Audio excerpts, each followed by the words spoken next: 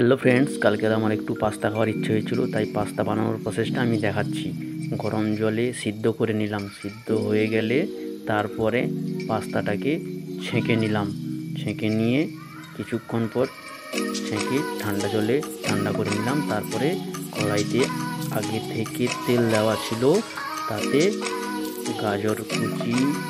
গাজর কুচানো ছিল, গাজর কুচানোটা দিয়ে দিলাম। দিয়ে হালকা করে পেঁয়াজ কুচানো দিলাম। দেওয়ার পর নেড়ে নিলাম। নেড়ার পর কিছুক্ষণ নাড়তে থাকলাম। নাড়তে নাড়তে নাড়তে তারপরে টমেটো কুচানো ছিল, টমেটো কুচানোটাও দিয়ে দিলাম। দিয়ে টমেটো কুচানোটাও নাড়তে থাকলাম। নাড়তে নাড়তে হালকা ব্রাউন কালার এসে গেছে। তারপরে আমি মশলা ছেঁকে যে রেখেছিলাম সেটা কড়াইয়ের মধ্যে দিয়ে দিলাম। দিয়ে হালকা করে নেড়ে নিলাম। নাড়াচাড়া করার পর কিছুক্ষণ পর আমার ম্যাগি মশলা কেনা ছিল, সেটা ম্যাগি মশলা দিয়ে দিলাম টেস্টের জন্য। তোমরা চাইলে দিতে পারো, নাও দিতে পারো।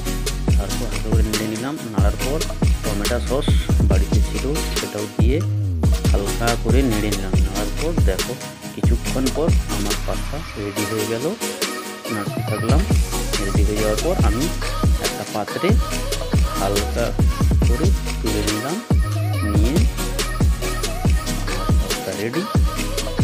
তারপরে আমি ফ্রিজে সার্ভ করে দিলাম, উপর দিয়ে সস দিলাম।